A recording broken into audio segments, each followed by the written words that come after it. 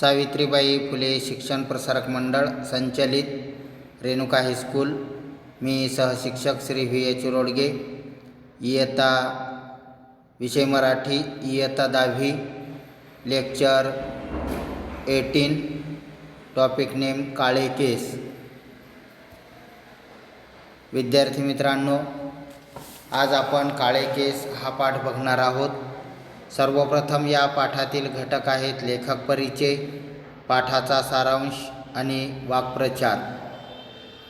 काळे केस या पाठाचे लेखक आहेत ना. सी. फडके. यांचा जन्म झाला 1894 आणि मृत्यू झाला 1978.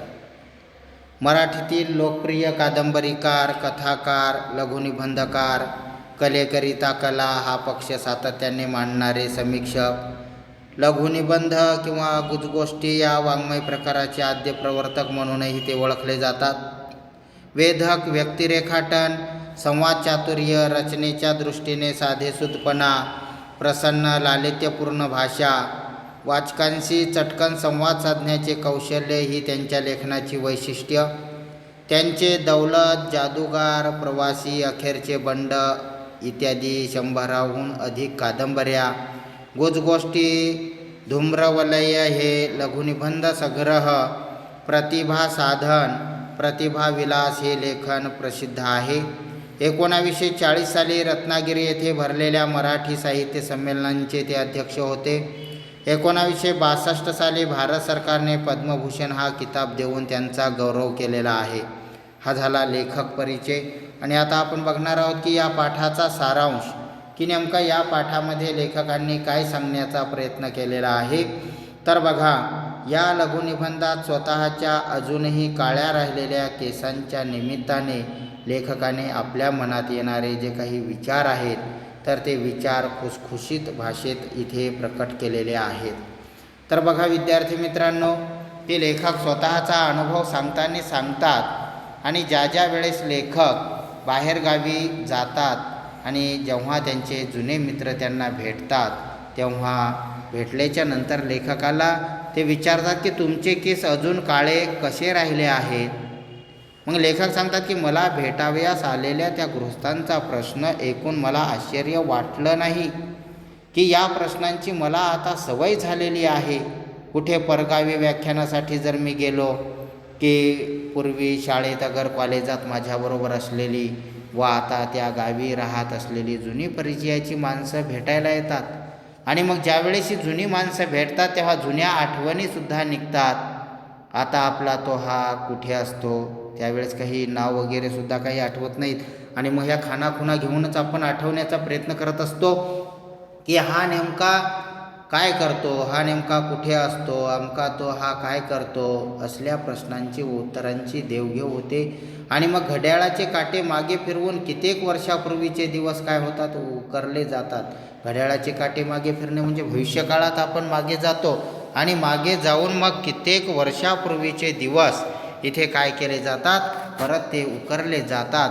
आणि या मातीच्या ढिगात सुखदुःखांची माणिक मोतीच जणू काही काय होतात, आढळतात. आणि त्याकडे न्याहाळून पाहताना सुस्कारे सोडण्यात अगदी असा लाद वाटतो. मग अशा काही गप्पा रंगात आल्या की मग परस्परांच्या वयाचेही अंदाज काय केले जातात, पडताळले जातात. आणि मला भेटावयास आलेला माणूस माझ्याकडे क्षणभर टक लावल्यासारखे करतो आणि विचारतो की तुमचे केस अजून काळे कसे राहिले आहेत, तुमचे केस अजून काळे कसे राहिले आहेत. आणि मग लेखक सांगतात की त्या प्रश्नातली गर्भित प्रशंसा उघड असते, की तिथे स्तुती निंदेची पर्वा न करणारा मी. नाहीतर काही व्यक्ती अशा असतात की स्तुतीने फार विचलित होतात, निंदेने फार रागावतात. परंतु इथे लेखक सांगतात की स्तुती निंदेची पर्वा न करणारा मी, पण ही तारीफ ऐकून मला सुद्धा बरे वाटते आणि मी हसतो व गप्प बसतो किंवा दुसरा विषय काढतो. मग प्रश्न विचारणाऱ्या माणसाला उत्तर हवंच असतं असंही काही नाही, त्यांना उत्तर हवं असतं असंही काही नाही. पण तुमचे केस अजून काळे आहेत ही मोठी आश्चर्याची व भाग्याची गोष्ट आहे. आणि एवढंच त्याला म्हणायचं असतं की तुमचं हे बोलणे ऐकून मला आनंद झाला, एवढा अभिप्रायसुद्धा माझ्या त्या हसण्यात व्यक्तच झालेला असतो. आणि त्याचा हेतूसुद्धा त्यांनी काय केलेला असतो, साधलेला असतो. आणि माझंसुद्धा कर्तव्य मी केलेलं असतं. मी विषय बदलला तरीसुद्धा त्याची काही हरकत नसते. पण लेखक सांगतात की पण एकदा एक गृहस्थ माझ्या खणपटीलाच बसले, म्हणजे माझ्या पिच्छालाच बसले आणि ते म्हणाले, विषय नका बदलू, अजिबात तुम्ही विषय बदलू नका. केस काळे राहावेत म्हणून तुम्ही काय युक्ती केलीत ते सांगा. मी त्यांच्याकडे आश्चर्याने पाहिलं आणि नंतर मग माझ्या मनात आलं, केसांच्या क्षुल्लक प्रश्नांचा तगादा लावून हा गृहस्थ मला केशभर विषयांतरसुद्धा करू देत नाही. हा काय चमत्कार आहे. पण त्याच्या डोक्याकडे ज्यावेळेस लेखक सांगतात मी नीट निरखून पाहिलं किंवा पाहिल्यावर तो तसं का करत होता ते माझ्या डोक्यात आलं की वाढत्या वयाबरोबर डोक्यावर पसरू पाहणारा हा पांढरा रंग लपवण्यासाठी बाजारी बरेचसे काही असे म्हणजे हेअरडाय वगैरे आलेले आहेत. कलप वापरणाऱ्या लोकांना पांढऱ्या केसावर झाकण घालता येते, पण हलके पांढरं पडण्याची लागण मात्र केसात भलत्याच प्रमाणात होते. आणि मग सारंच नंतर काय होतं, सारंच आभाळ फाटल्यासारखं होतं. आणि मग कल्पाची रंगपंचमी नित्यनियमाने काय होते, त्यांच्यासाठी होऊन बसते. माणूस कंटाळतो आणि मेहनत सुटली की ज्या पद्धतीनं पैलवानांची पोटं जशी केविलवाणी होतात तशी त्यांच्या केसांची काय होते, दुर्दशा होते. आणि मग त्या केसांचा पांढरेपणा पुरता अगदी काय झालेला असतो, बुजलेला असतो आणि कल्पाचा काळेपणा त्यावर चढलेला नसतो. आणि म्हणूनच केसांच्या रंगांची छट्टा हुबेहूब वठवण निष्णांत चित्रकाराला देखील अशक्य वाटेल. आणि मी आपले केस काळे राखण्यासाठी काहीतरी विशेष उपाय केला असला पाहिजे अशीच समजूत माझ्या मित्रांनी का करून घेतली होती तेही माझ्या लक्षात आलं. मी म्हटलं, मी कोणतीही युक्ती केलेली नाही, केस काळे राहिले झालं, मी कुठलीच अशी युक्ती केलेली नाही आहे. आणि ते म्हणाले तुम्ही खरं सांगत नाही, तरीसुद्धा त्यांचा विश्वास बसत नव्हता. ते परत उलट त्यांना म्हणतात की तुम्हीच खरं सांगत नाही आहे, केस आपोआप काळे राहतात काय, बोला, खरं बोला, काय इलाज केले.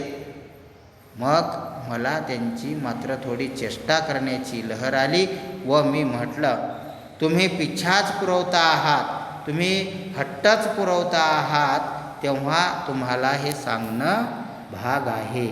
असं ज्यावेळेस लेखक सांगतात मी म्हटलं, त्यावेळेस या समोरच्या व्यक्तींना एवढा काही आनंद झाला की आत कसं बोललात, आता कसं बोललात, ते खुशीत येऊन म्हणाले, सांगा काय केलं, केस काळे राहण्यासाठी नेमकं तुम्ही काय केलं ते आता सांगा.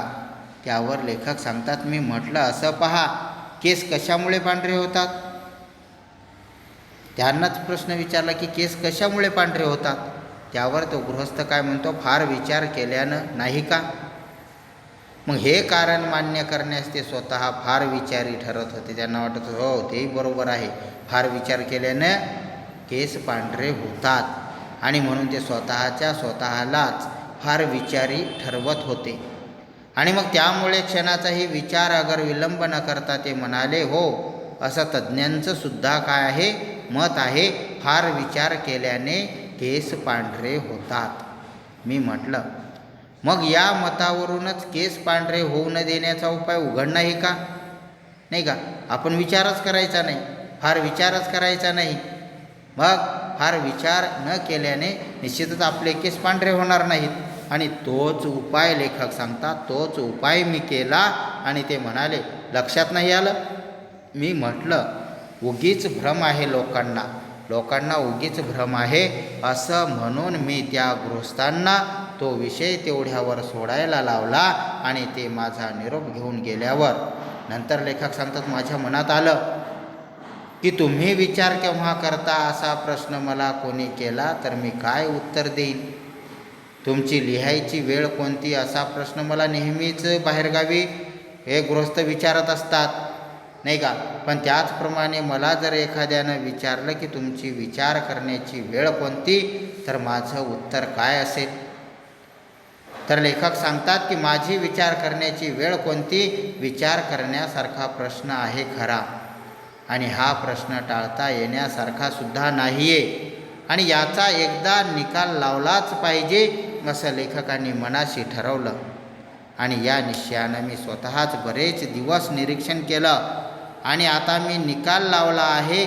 माझं उत्तरसुद्धा त्यासाठी तयार आहे. उत्तर थोडंसं मात्र चमत्कारिक आहे, पण ते सुद्धा तुम्हाला सांगायला काहीच हरकत नाही. मात्र माझी विचार करण्याची वेळ कोणती असं मला विचारू नका, कारण अमुकच वेळी नव्हे तर सदा सर्व काळच मी विचार करत असतो. लेखनाचा उद्योग करणाऱ्या माणसानं तो करायलाच हवा, सदा सर्व काळ विचार करायला हवा. नव्या नव्या कल्पनांच्या शोधात तो असतो. अर्धवट सुचलेल्या कल्पनांची आकृती पूर्ण करण्याचा त्याचा यत्न असतो. गाढ झोपेच्या घटका सोडल्या तर त्यांचं मन सतत विचार करतच असतं, आणि त्याची सावली ज्याप्रमाणे त्याला कधी सोडणार नाही, तद्वत तो कोणत्याही उद्योगात कसला तरी विचार करत असतो. तेव्हा माझी विचार करण्याची वेळ कोणती ते काय सांगू, नाही का. मला जर प्रश्न विचारला की तुमची विचार करण्याची वेळ कोणती, तर मी काय सांगू. पण विचार करण्यासाठी कोणती वेळ मला सर्वात आवडते, अगर कोणत्या वेळी सर्वात जास्त विचार मला सुचतात असा प्रश्न विचारला तर त्याचे उत्तर मला देता येईल. माझं जे उत्तर आहे तेच इतर लेखक देतील की नाही कोणास ठाऊक, नाही का. फक्त लेखक सांगतात माझा अनुभव तेवढा मी सांगतो. दुसऱ्यांचा अनुभव काय, प्रत्येकाची विचार करण्याची वेळ ही वेगवेगळी असू शकते. आणि मग तो असा की सकाळी दाढी करण्याची वेळ ही माझी विचार करण्याची सर्वात आवडती वेळ आहे, आणि त्यावेळी मला नवे नवे विचारसुद्धा सुचतातही, असं लेखकांनी स्वतःची विचार करण्याची वेळ सांगितली. आणि म्हणून लेखक सांगतात की मी सकाळी उशिरा उठतो आणि खोलीत खुर्चीवर बसून नव्हे तर गॅलरीतल्या एका खांबाला लावलेल्या आरशापुढे उभा राहून रोज दाढी करतो. आणि मग बघा, डाव्या अंगाला सूर्य पुष्कळ वर आलेला असतो, त्याच्या किरणांचा झोत माझ्यावर पडतो, आणि 3ऱ्या मजल्यांच्या उंचीवरून समोर उजव्या बाजूला भिंतीच्या व कौलाराच्या उंच सखल आडव्या उभ्या रांगा दिसतात. आणि मग पावसाळ्यात तर बघितलं तर वातावरण अगदी अशा ह्या दिशा धुसर झालेल्या असतात. कधी पावसाची नाजूक झिमझिम, कधी गर्जणारी वृष्टी सुरू असते.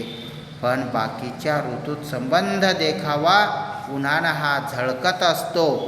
आणि खालच्या रस्त्यात दिवसाच्या सुरुवातीची रहदारी चालू झालेली असते. वाहनांचे, फेरीवाल्यांचे, संभाषणांचे, आयांनी लहान मुलांना मारलेल्या हाकांचे आवाज उठत असतात, आणि माझं लक्ष त्याकडे नसतं. तर स्नानगृहातल्या फवाऱ्यातून पडणाऱ्या जलधारांच्या तुषाराप्रमाणे अंगावर झाडांच्या किरणांच्या स्पर्शांची मोज घेत आणि प्रकाशानं ताजी झिलई दिलेल्या झाडांच्या, जमिनीच्या व टेकड्यांच्या रंगांची चमचम बघत मी क्षणभर उभा राहतो. आणि तो देखावा मला मुक्या शब्दांनी म्हणतो नमस्ते. मी उलट त्यांना म्हणतो नमस्ते. मग मी गरम पाण्यात पडून वाट पाहणारा हळूच ब्रश उचलतो, साबणांच्या कांडीवर घासतो, आणि गालावर, हनुवटीवर, गळ्यावर साबणाच्या फेसाचा जाड थर माखवायला प्रारंभ करतो. आणि त्याच क्षणी नवे विचार, नव्या कल्पना माझ्या मनात कारंज्याच्या तुषाराप्रमाणे काय होतात, अगदी उडू लागतात. माझ्या लेखनातल्या कितीतरी गोष्टींचा जन्म अशा प्रकारे दाढी करण्याच्या वेळीच झालेला आहे, आणि या वेळीच माझ्या विचारांना का भरती यावी ते मला सांगता येणार नाही. ते एक मला अजून न उकललेलं गूढ आहे.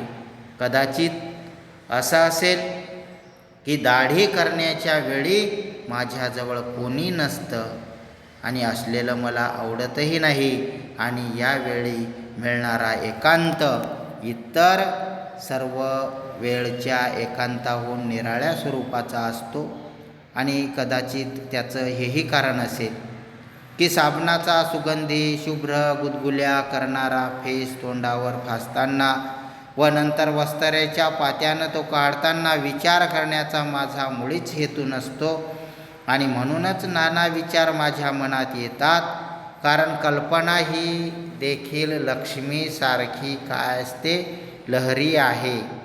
तिची आराधना करण्यासाठी तिच्या पुढे जर आपण गुडघे टेकले की ती काय होते, रुसून दूर होते. उलट तिची पर्वा न करता जर आपण तिच्याकडे जर पाठ फिरवली की ती आपल्या मागे लागते.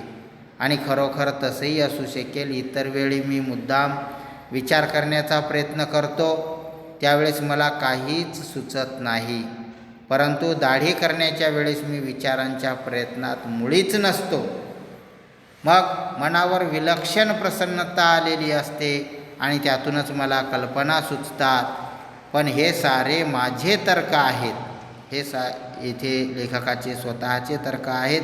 खरं म्हणजे दाढी करण्याच्या वेळेस कल्पना उचंबळून का यावी हे माझं मलाच सांगता येत नाही आणि माझा एक अनुभव फक्त लेखक सांगतात मी तुम्हाला सांगितला आणि तो तुम्हाला पटला नाही तर सोडून द्या. मात्र पटावा म्हणून एवढंच सांगतो. पण हा पटावा, माझा विचार पटावा म्हणून तुम्हाला एवढंच सांगतो की हा जो काही छोटासा लेख आहे, काळे केस, हा छोटासा लेखसुद्धा दाढी करता करताच मला सुचला व मी लेखनिकाला काय झालेला आहे सांगितलेला आहे. अशा पद्धतीनं हा पाठ पडछाया यामधून इथे घेतलेला होता. आणि काळे केस या पाठातून इथे लेखक नासी फडके यांनी आपल्याला एवढंच सांगण्याचा प्रयत्न केलेला आहे की ज्यावेळेस मी बाहेरगावी जातो त्यावेळेस बरेच लोक मला विचारतात की तुमचे केस अजून काळे कसे राहिले आहेत. तर त्याचंही सविस्तर असं उत्तर इथं लेखकांनी त्यांना देण्याचा प्रयत्न केलेला आहे. कुणी जर लेखक सांगतं, कुणी जर विचारलं तुमची विचार करण्याची वेळ कोणती, तर त्याचंही चांगल्या पद्धतीनं इथे उत्तर लेखकांनी सांगण्याचा प्रयत्न केलेला आहे. आणि अशा पद्धतीनं प्रत्येकांचे विचार हे वेगवेगळे असतात. प्रत्येकांची विचार करण्याची वेळसुद्धा वेगवेगळी असते. हे सुद्धा आपल्याला या पाठातून लेखकांनी सांगण्याचा प्रयत्न केलेला आहे. आणि मला असं वाटतं की हा पाठ निश्चितच आपल्याला चांगल्या पद्धतीनं समजलेला असेल. तर आता आपण या पाठातील कठीण शब्दाचे अर्थ काही तेवढे नाही आहे. त्याच्यामध्ये सर्व काही शब्द आपल्याच बोलीभाषेतीलच आहेत. फक्त या पाठात जे काही वाक्प्रचार व त्यांचे अर्थ सांगितलेले आहेत ते आपण बघणार आहोत. बघा, घड्याळाचे काटे मागे फिरवणे म्हणजे भूतकाळात जाणे. सुस्कारे सोडणे म्हणजे विषाद व्यक्त करणे. खनपट्टीला बसणे, खूप आग्रह धरणे, शेवटास नेणे. तगादा लावणे, पुन्हा पुन्हा सतत आग्रह धरीत राहणे. पिच्छा पुरवणे म्हणजे खूप आग्रह धरणे, शेवटास नेणे. निकाल लावणे, निर्णयापर्यंत येणे. गुडघे टेकणे म्हणजे शरण जाणे. अशा पद्धतीनं इथे काळे केस हा नासी फडके यांचा पाठ इथे संपलेला आहे. आता यानंतरचं नेक्स्ट लेक्चर आहे 19 आणि टॉपिक आहे खोद आणखी थोडेसे, जे ही कविता आपण नेक्स्ट लेक्चरला बघणार आहोत. थँक्यू.